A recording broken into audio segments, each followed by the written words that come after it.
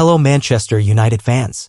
Huge Osimhen transfer on as Man United make intentions clear and journalist reveals truths over official bid. Manchester United have made their intentions to sign Victor Osimhen clear this summer per a journalist who has named the three clubs they will have to battle for his signature and the truths over claims that an offer has already been launched. The Red Devils have lacked a serious goal threat for the majority of the season with their tally of just 37 goals in 30 Premier League matches so far, only better than 5 other sides in the division and 6 worse than 17th-placed Wolves. And with Ruben Amorim unconvinced by both Joshua Zirkzee and Rasmus Højlund, the capture of a new number 9 this summer will be very much on the Manchester United transfer wishlist. To that end, it was revealed last month by trusted Sky Germany reporter Florian Plettenberg that United had drawn up a short list of 4 striker targets, with Osimhen joining the likes of Hugo Ekitike, Benjamin Sesko and Victor Gyökeres all under consideration. With the story then taking a dramatic leap forward, it was reported on Saturday that United had ramped up their quest to sign Osimhen by launching what was described in Turkey as an official bid for the 26-year-old services. And with Napoli clearing the path for the 142-goal striker to move this summer, United do appear well-placed to seal the signing of Osimhen this summer. However, while a respected Nigerian journalist has confirmed United have indeed made Osimhen their number 1 choice, he has played down claims that an offer has already been launched for his services. No official offers, but Manchester United made it clear to Victor Osimhen that he's their first option. Same with one club from Spain. They have been heavily pushing for months now, Butchie Laba posted on X. While Laba may not be quite so well known to some, he's a much respected journalist from Lagos who is followed by Osimhen's official account on the platform. Galatasaray taken off table as Man United competition for Osimhen is named. It was actually Rudy Galletti who broke the news on Friday that Osimhen has been made United's top target this summer, with Laba's comments only reinforcing the Team Talk reporter's claims. With the striker free to leave Napoli this summer for a competitively priced €75 million, £64 million, $83 million, it's easy to see why interest in the player is already beginning to gather pace. Having scored an impressive 76 times in 133 games for Napoli, Osimhen has contributed a goal every 1.75 appearances for the Serie A side. However, that form has been raised up a notch since he moved to Galatasaray on a season's loan, where Osimhen boasts an incredible 28 goals in 32 matches. A tally that includes 6 strikes in 7 Europa League games before Galatasaray's exit at the hands of AZ Alkmaar. Understandably, it's reported that Galatasaray are keen to do all in their power to try and seal his signing on a Manchester derby. TV channel, live stream and kickoff time for Man United vs Man City. The Manchester derby will split the city on Sunday when Pep Guardiola's side travel to Old Trafford to face Ruben Amorim's inconsistent United in the Premier League. Manchester United play host to local rivals Manchester City on Sunday. It's been a rocky season, to say the least, for the Red Devils, who languish in the bottom half of the Premier League table with just 10 wins from 30 games. Ruben Amorim has struggled to steady the Old Trafford ship since replacing Erik ten Hag in November. Ousted from the FA Cup by Fulham in the 5th round and sent packing from the League Cup by Tottenham Hotspur in December, the Europa League is the only piece of silverware that could rescue an otherwise dismal campaign, with a trip to Lyon in the first leg of the quarter-finals to come on Thursday. United head into Derby Day on the back of a 1-0 loss to Nottingham Forest on Tuesday evening, with former winger Anthony Elanga putting his old side to the sword in the 5th minute at the City ground. With that being said, in December's reverse fixture at the Etihad in December, United were able to pull off a 2-1 upset. Josko Gvardiol opened the scoring on the day, with the Sky Blues looking likely to see out a comfortable 1-0 win over their neighbours. However, Bruno Fernandes leveled the playing field with an 88th-minute penalty before Ahmad flipped the game on its head with a winner 2 minutes later to leave with all 3 points.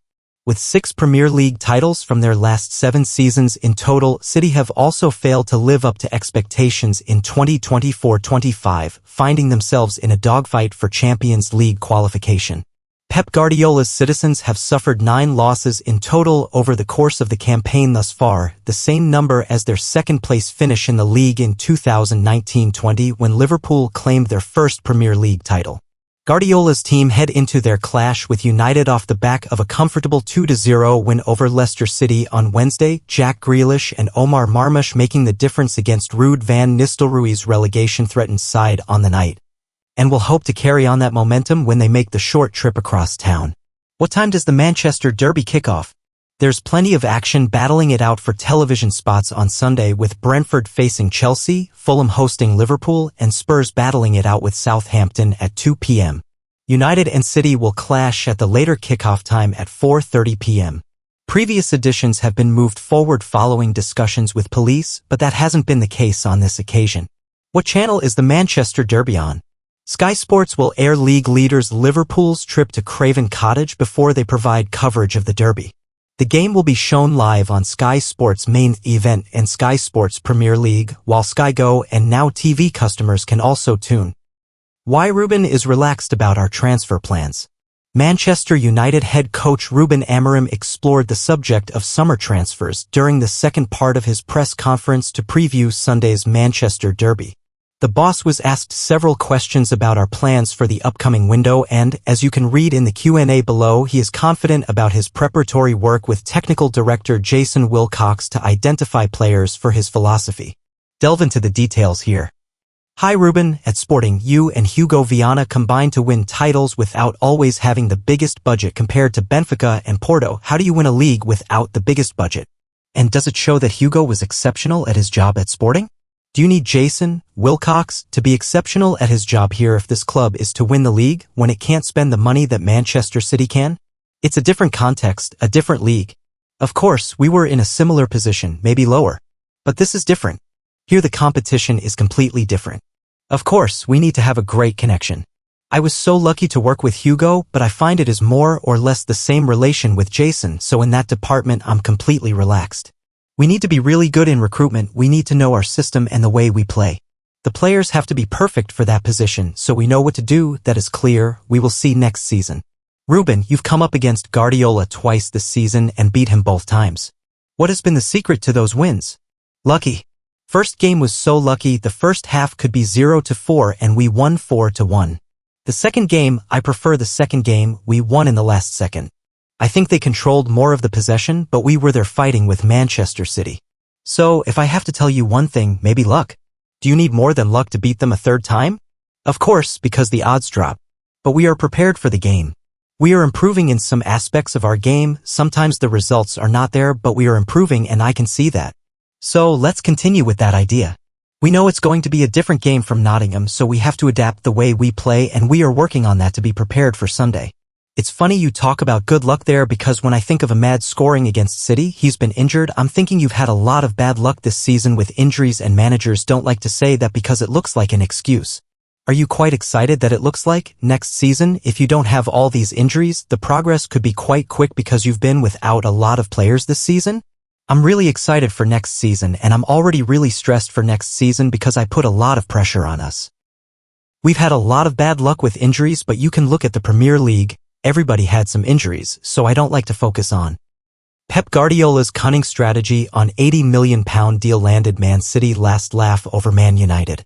Manchester City and Pep Guardiola previously backed out of signing Harry Maguire when he moved to Manchester United, but City and their later signing have certainly had the last laugh. Pep Guardiola proved in the summer of 2020 that patience really was a virtue and has been rewarded ever since. Rewind 12 months before that and the Manchester City boss was eyeing a move for Harry Maguire. The centre-half had been a standout performer for Leicester and then furthered his reputation at that summer's World Cup as England made the semi-finals in Russia. Those exploits also attracted the attention of Manchester United. The two Manchester clubs had their own motives. For City and Guardiola, fresh from retaining their Premier League title, they needed to try and replace Vincent Kompany. Without him, they were light of a world-class defender. For United and Ole Gunnar Solskjaer, who was embarking on his first summer as manager, they needed a statement signing that could herald a new era. That motivation led them to paying a world record £80 million to land the centre-half, landing initial bragging rights. Guardiola was left to admit defeat. He's an excellent, top-class player. We were interested but could not afford it, he said. He added, United could afford it. He had an incredible World Cup. He's strong in the air, good with the ball and builds it up, he's so fast. He's young.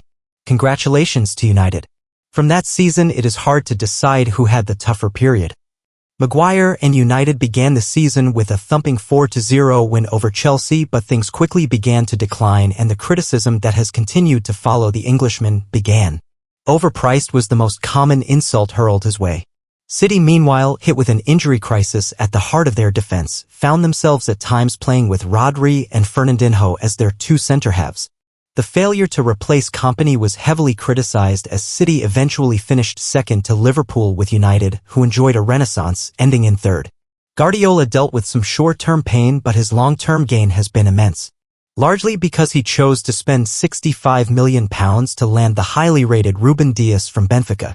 The 23-year-old signing was offset by the £13 million they received as Nicolas Otamendi moved in the other direction. All in all, those on the blue side of Manchester saved close to £30 million by holding their nerve, and Dias' accomplishments since then speak for themselves and dwarf what Maguire has been able to do, even if the Portuguese centre-half has operated in a winning outfit. In his debut season, Dias helped City claim a League and Carabao Cup double. That included a 13-match run whereby Guardiola's side kept 11 clean sheets, conceding just twice, with their new defender central to everything they were doing.